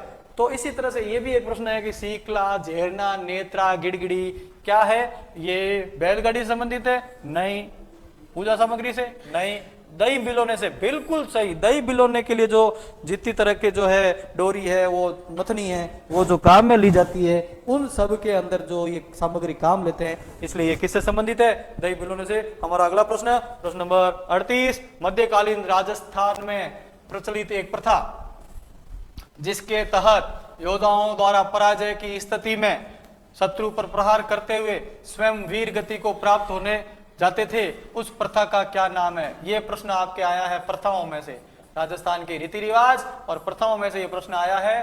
राजस्थान में बहुत सारी प्रथाएं प्रचलित थी और उन प्रथाओं में जो है एक प्रथा थी साका। कौन सी प्रथा थी, साका। मित्रों जब केसरिया और जोहर दोनों मिल जाते थे, यानी कि केसरिया और जोहर की जो है सम्मिलित नाम क्या कहलाता था, साका कहलाता था। और राजस्थान साकाओं के लिए बहुत ही जाना जाता है, यहाँ की धरती साकाओं से भरी पड़ी है, चित्तौड़गढ़ में 3 साके हुए थे, ये सब बातें हैं। लेकिन हमें यहाँ पे देखना है कि ये जो प्रथा कौन सी है, क्या ये जोहर है, नहीं, क्या ये अनुमरण है, नहीं, क्या ये समरण है, नहीं, ये प्रथा कौन सी है, केसरिया। बिल्कुल साहब, जब देखते थे शत्रु सेना विशाल है, शत्रु सेना बहुत बड़ी है और हमारी जीत जो है संभावना कम है, जीतना मुश्किल है, उस समय राजस्थान की धरती के योद्धा, राजस्थान की धरती के वीर पुरुष केसरिया पगड़ी धारण करके और वीरता के साथ मरो या मारो की स्थिति में जो है किले के दरवाजे खोल करके शत्रु की सेना पर टूट पड़ते थे और उनके पीछे उनकी पत्नियां जो है जलती हुई आग के अंदर अपने आप की आहुति देती थी।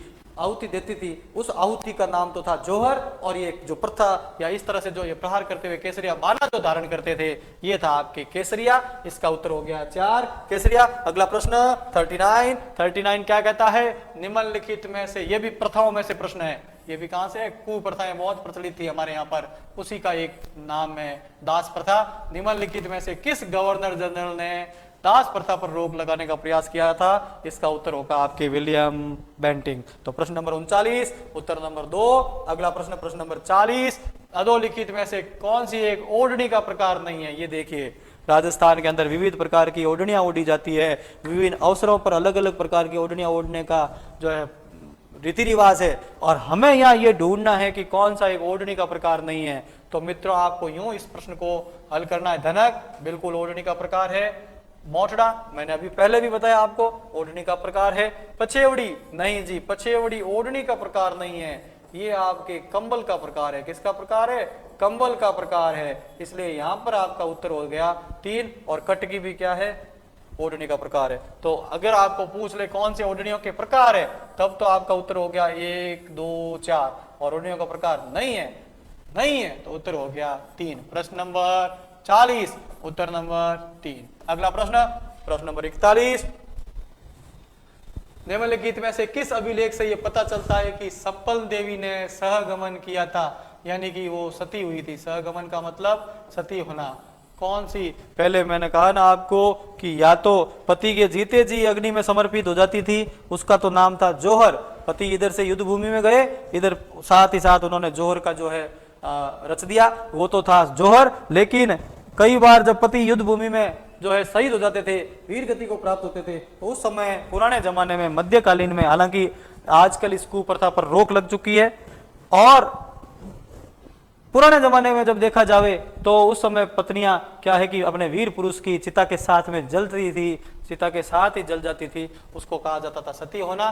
तो ये हमें किस अभिलेख से पता चलता है? राजस्थान के प्रसिद्ध अभिलेख यहाँ पे दिए हुए हैं। हालांकि जिन्होंने इतिहास पढ़ा है, इतिहास वालों को तो ये पता होगा कि सबसे पुराना अभिलेख साक्ष्य अगर भारत के संदर्भ में पूछा जाए कि पुराना अभिलेख साक्ष्य कौन सा है, तो इतिहास जिन्होंने पढ़ रखा है वो तो उत्तर देंगे भानुगुप्त, यानी कि गुप्त शासक भानुगुप्त के समय का जो एक एरण अभिलेख है, एरण अभिलेख से हमें सती प्रथा के साक्ष्य की जानकारी मिलती है या उल्लेख मिलता है। लेकिन मित्रों, हमारे यहाँ पे राजस्थान के संदर्भ में हमें देखना है, तो राजस्थान के संदर्भ में आपके ये आएगा घंटियाड़ा अभिलेख। यस, घंटियाड़ा अभिलेख से पता चलता है कि जो है संपल देवी ने सहगमन किया था या सती प्रथा को अपनाया था। अगला प्रश्न, प्रश्न नंबर 42 कौन सा एक भोज वर पक्ष की तरफ से दिया जाता है? ये देखिए, अभी एक भोज आया था और आपने उसको पढ़ा भी था, वहां पर ये था बडार, वो भी वर पक्ष की तरफ से। लेकिन अब आप क्या करेंगे, जब यहाँ पर बडार तो ऑप्शन ही नहीं है, तो फिर भी यहाँ पे उत्तर निकलेगा आपका कि कौन सा एक भोज वर पक्ष की तरफ से दिया जाता है? जन्नोटन, यस राइट। जेवनवार नहीं, अभी मैंने बताया था ये जेवनवार कुंवारी जान का जीमन, कुंवारी जान का जीमन जो है क्या कहलाता है? जेवनवार। बड़ी जान का जीमन आफ्टर जो फेरों के बाद वधु पक्ष की तरफ से मुकलानी, ये भी एक प्रकार का जो है वर वधु पक्ष की तरफ से दिया जाने वाला भोजन का प्रकार है। लेकिन जन्नोटन जो है ये वर पक्ष की तरफ से दिया जाता है, वर पक्ष की तरफ से। अब साथियों, आपका प्रश्न ये होना चाहिए यहाँ पर कि बडार और जन्नोटन में अंतर क्या है?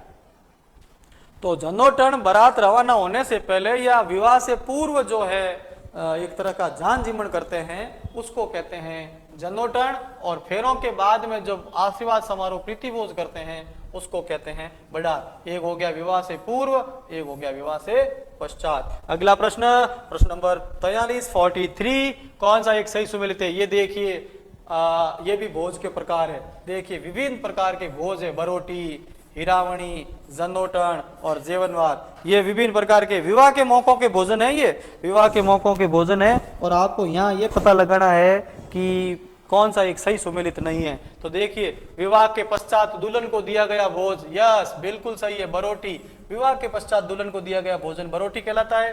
विवाह के दौरान दुल्हन को दिया गया कलेवा हिरावणी कहलाता है, बिल्कुल सही है। जन्नोटन वर पक्ष की ओर से दिया जाने वाला भोज जन्नोटन कहलाता है। और जेवनवार विवाह के पश्चात का प्रीति भोज नहीं, विवाह के पश्चात का प्रीति भोज नहीं, विवाह के पश्चात का प्रीति भोज नहीं, ये विवाह के पहले का, फेरों से पहले जो है वधु पक्ष की ओर से जो भोजन दिया जाता है, दैट इज जेवनवार। इसलिए चौथा ऑप्शन आपका गलत है। तो आपके प्रश्न नंबर 43 का उत्तर हो गया 4। क्या हो गया? 4। एक प्रश्न छोटा इस रूप में भी आपको पूछ लेंगे, क्या पूछ लेंगे कि विवाह के पश्चात दुल्हन को जो भोजन दिया जाता है निम्न में से क्या कहलाता है? जेवनवार, जन्नोटन, हिरावणी या बरोटी? तो आपका उत्तर क्या होगा?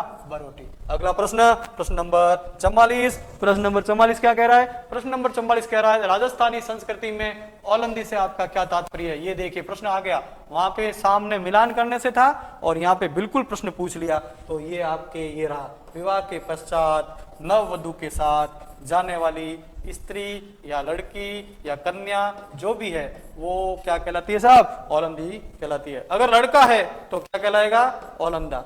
अगर मेल है तो औलंदा और फीमेल है तो औलंदी। अगला प्रश्न, प्रश्न नंबर 45। निम्नलिखित कूटों की सहायता से कॉलम ए और कॉलम 2 को मिलान कीजिए और आपका उत्तर जो है ढूंढिए। तो आपको जो है प्रश्न नंबर 45 में आपके उत्तर ढूंढना है। और 45 के अंदर देखिए आप, लठ मार होली, बिल्कुल श्री महावीर जी की। कोड़ा मार होली, तो ये विनायकी, तो पहले के सामने हो गया ए और दूसरे के सामने हो गया आपके डी। पत्थर मार होली बाड़मेर की और भंगोरिया होली उदयपुर की। तो आपका ऑप्शन बन गया ADBC। क्या बन गया? ADBC। और प्रश्न नंबर 45 का उत्तर क्या हो गया? 3 हो गया, ये पड़ा ADBC। ये विभिन्न होलियों के रूप है और कहाँ कहाँ की फेमस है। अगला प्रश्न, प्रश्न नंबर 46। ये देखिए, अधोलिखित चतुर्थी में से किस एक को संकट चौथ या वक्रतुंड चतुर्थी भी कहते हैं, वक्रतुंड चतुर्थी भी कहते हैं? कौन सी एक चौथ को? क्या ये श्रावण कृष्णा चौथ है? नहीं। क्या ये भाद्रपद कृष्णा चौथ है? नहीं। ये माघ कृष्णा चौथ है? सही। और फागुन कृष्णा चौथ है? नहीं। तो आपका प्रश्न नंबर 46 का उत्तर हो गया साथियों 3, कि माघ की जो चौथ है, माघ कृष्णा चौथ जो है, MK4 आपके क्या कहलाएगी? संकट चौथ कहते हैं उसको। अगला प्रश्न नंबर 47, ग्रामीण अंचल में प्रचलित पात्र जो कि मिट्टी का बना होता है तथा भोजन सामग्री रखने के लिए काम आता है, क्या है साहब? वो है बड़ी बड़ी जो मिट्टी की जो बनी हुई रहती है और अंदर अनाज इकट्ठा करते हैं, उसको कहते हैं सोरिया। क्या कहते हैं? सोरिया। आपको ये भी पता होना चाहिए बटवेड़ा क्या है, व्हील क्या है, खांडा क्या है। ये जो गोबर के कंडे बना करके उनको उपलों को जो है ढकते हैं और पूरा एक स्टोर के रूप में रखते हैं, वो जो है बटेवेड़ा कहलाता है। ये सभी आपको आने चाहिए। मैंने फिर आपको कहा कि यहाँ पर ऑनलाइन लेक्चर में जो है लिमिटेशन होता है टाइम का, इसलिए हम सारी चीजें डिस्कस नहीं कर सकते। आगे जब भी मौका मिलेगा हम जरूर डिस्कस करेंगे। तो आपके प्रश्न नंबर 47 का उत्तर हो गया 1। अगला प्रश्न number 48, Bharat, Shubh, who, Ramji, आरी इत्यादि शब्द किससे संबंधित है? तो पीतल की नक्काशी से? नहीं, ये संबंधित है पेच वर्क से। ये जो है कपड़ों वालों के काम से संबंधित है, टेलर मास्टर्स के संबंधित शब्दावली है, तो ये शब्द है पेच वर्क का। अगला प्रश्न नंबर 49, फुगाली, हंसली, वारली, नागली इत्यादि क्या है? ये देखिए, शब्द देकर के हमने यहाँ पर आपको 4-5 प्रश्न ऐसे दिए, शब्दावली देकर के हमने पूछा है आपको ये क्या है? तो राजस्थानी क्या है? ये आभूषण है। क्या है? राजस्थानी आभूषण है। और पहले ऑप्शन में पढ़ा है राजस्थानी आभूषण। प्रश्न नंबर 49 का उत्तर हो गया 1। अगला प्रश्न नंबर 50, जो कि इस टॉपिक टेस्ट का अंतिम प्रश्न है। अंतिम प्रश्न क्या पूछा है प्रश्न नंबर 50 में? कि शुभ मुहूर्त में दूल्हे दुल्हन के कपड़े को सिलने देने का रिवाज, प्राचीन काल का ये रिवाज है। पुराने जमाने में जो है जब भी विवाह का आयोजन होता था तो घर पर जो है कपड़े सिलने के लिए टेलर मास्टर साहब को बिठाया जाता था और बिल्कुल शुभ मुहूर्त से उसका प्रारंभ किया जाता था। हर मौके को हंसी खुशी रीति रिवाज के साथ संपन्न किया जाता था। तो ये रिवाज क्या कहलाता था साहब? ये रिवाज कहलाता था इकताई। ये देखिए, कंफ्यूज करने के लिए एक शब्द डाला है सिलवारी, ताकि बच्चे ऑप्शन 4 चुन सके। नो, आपको बिल्कुल बहुत ही धैर्य के साथ पढ़ना है। सिलवारी इसका उत्तर नहीं है, इसका उत्तर है इकताई। तो प्रश्न नंबर 50 जो कि इस टेस्ट का अंतिम प्रश्न है और इसका उत्तर हो गया आपके 3। मित्रों, मुझे जो है लगता है कि आपको ये हमारी क्लास पसंद आई होगी। ये टॉपिक टेस्ट नंबर 002 जो कि हमने कला संस्कृति विषय से लिया है, ये आपको जो है टेस्ट का डिस्कशन आपको पसंद आया होगा। अगर आपको इस तरह से ये टेस्ट और चाहिए तो आप अपने कमेंट्स लिखिए, शेयर कीजिए और आप इसको लाइक कीजिए। हम शीघ्र ही आपके सामने इस प्रकार की क्लासेस और लेके आएंगे, जिसका अगला टेस्ट हमारा होगा टॉपिक टेस्ट नंबर 003। एक बार पुनः धाकड़ कॉन्सेप्ट की इस YouTube ऑनलाइन क्लासेस में आपका जो है बहुत बहुत धन्यवाद, बहुत बहुत आभार।